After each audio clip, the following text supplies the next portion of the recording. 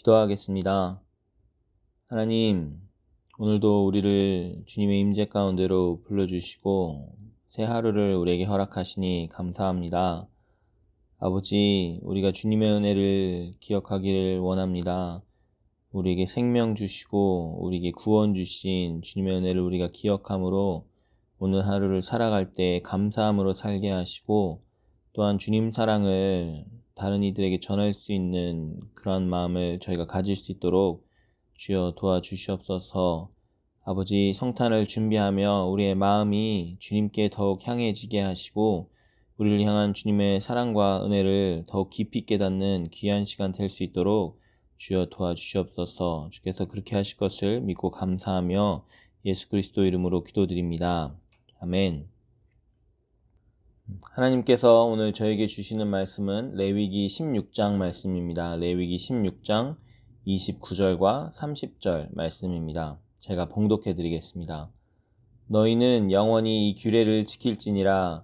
일곱째 달 곧 그 달 10일에 너희는 스스로 괴롭게 하고 아무 일도 하지 말되 본토인이든지 너희 중에 거류하는 거류민이든지 그리하라. 이날에 너희를 위하여 속죄하여 너희를 정결하게 하리니 너희의 모든 죄에서 너희가 여호와 앞에 정결하리라. 아멘. 하나님의 말씀입니다. 오늘 본문은 레위기 말씀입니다.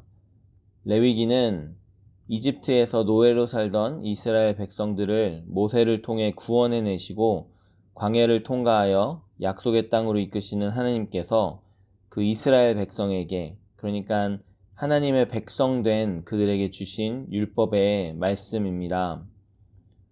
우리가 율법을 생각할 때 중요한 점은 이 율법이 구원의 조건으로 주신 것이 아니라 이미 구원하신 그의 백성에게 주셨다라는 것입니다.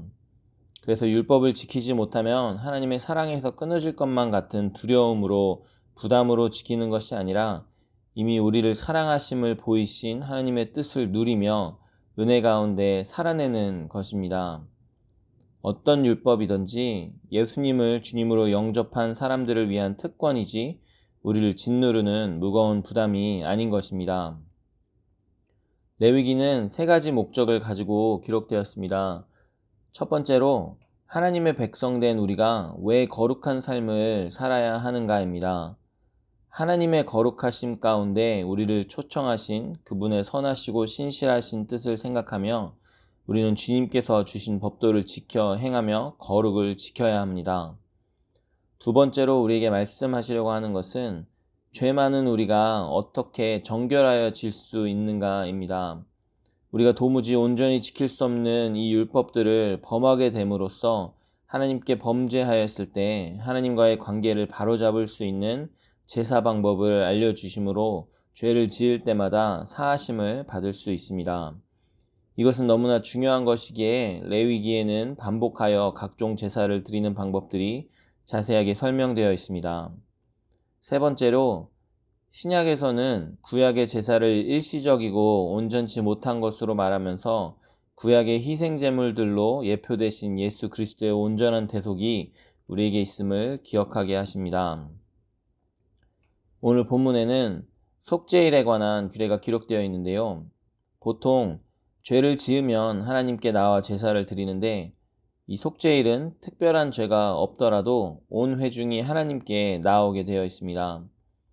1년에 한 차례 모든 회중이 금식하고 노동을 금하며 대제사장이 지성소에 들어가 온 이스라엘을 위하여 속죄하게 됩니다. 이것은 우리가 모두 다 죄인이라는 것을 깨닫게 하심인데요.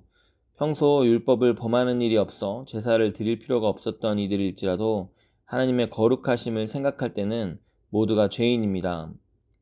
대제사장들도 하나님의 지극히 거룩하심의 장소인 지성소에 들어갈 때는 스스로를 위해 정결케 하고 들어갔어야 합니다.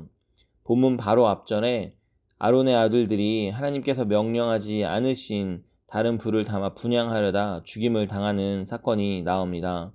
이 말씀은 우리 중 누구라도 거룩함으로 하나님께 비할 수 없으며 서로를 대해 누가 더욱 거룩하다고 자랑할 수 없음을 우리에게 이야기합니다. 우리가 머무는 곳이 하나님의 성소가 아니라면 몰라도 우리는 주님의 임재 가운데 살아감으로 우리 모두 주님 앞에 겸손함으로 나아가며 서로를 대해야 하는 것입니다. 오늘 말씀을 마무리하며 본문 가운데 제게 드는 생각은 예배를 통해 하나님께 나오는 성도들은 하나님의 거룩하심을 경험하기에 스스로의 죄를 인지하며 겸손한 삶을 살게 됩니다. 반면 예배를 멀리하는 사람들은 스스로의 죄를 인지하지 못하기에 교만하여지고 자신이 하나님을 얼마나 필요로 하는지 깨닫지 못합니다. 그래서 하나님께서 우리에게 예배를 허락하셨고 우리는 예배에 참석함으로 하나님의 뜻을 발견하게 되는 것입니다. 요즘처럼 예배를 드리는 것이 어려워진 이때 우리는 더욱 예배를 사모해야 되겠습니다. 그것이 대면 예배가 아니라 온라인 예배가 될지라도 우리는 하나님께서 허락하신 그 예배 가운데 나아감으로써 하나님을 더욱 찾고 또한 그럼으로써 우리가 누구인지를 더 발견해 갈 수 있는 것입니다. 오늘 예배 가운데 나오신 여러분들을 주님의 이름으로 축복하며 오늘도 하나님의 거룩하심을 닮아가시는 저와 여러분들이 되시기를 주님의 이름으로 축원합니다. 기도하겠습니다. 하나님, 주님의 거룩하심을 생각할 때 우리는 모두가 다 죄인입니다. 주님 앞에 내세울 것도 없고 서로 가운데 자랑할 것도 없는 너무나 불쌍한 존재들입니다. 주님, 우리가 주님의 거룩하심을 더욱 가까이서 보게 하시고 그럼으로써 우리가 주님 앞에 겸손하게 하시옵소서. 주님의 은혜가 아니고서는 살아갈 수 없는 우리들임을 고백하게 하시고 서로를 대할 때에도 주님의 사랑으로 은혜로 대할 수 있는 긍휼함을 우리에게 허락하여 주시옵소서. 아버지, 예배를 드리는 것이 어려워진 이때에 우리가 마음과 진정을 다해 주님을 예배하게 하시고 그래서 주님 온라인을 통해서 드리는 예배를 통해서도 주님께서 영광 받으시고 또한 우리에게 주님의 은혜가 가득하기를 간절히 소원합니다. 주님 그렇게 하실 것을 믿고 감사하며 예수 그리스도 이름으로 기도드립니다. 아멘.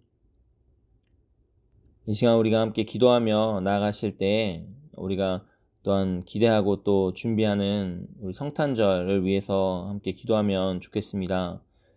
이날은 하나님의 사랑에 대한 리마인더이고 또한 주님의 은혜가 우리에게 얼마나 필요한지에 대한 리마인더입니다. 그 사랑과 은혜가 우리만 필요한 것이 아니라 하나님을 알지 못하는 많은 사람들에게 너무나 필요한 것을 우리가 알고 있습니다. 그래서 우리가 이 시기에 주님의 마음을 가지고 그들에게 복음을 전하게 하시고 또한 그들을 위해서 기도하고 중보하는 저희들이 될 수 있기를 간절히 소원합니다. 오늘도 하나님 없이 어딘가에서 방황하고 있을 그 영혼들을 위해서 함께 기도하며 주님 사랑으로 그들을 만나주시고 주님께 돌아올 수 있는 놀라운 역사 있게 해달라고 함께 기도하며 나가시겠습니다. 함께 기도하시겠습니다.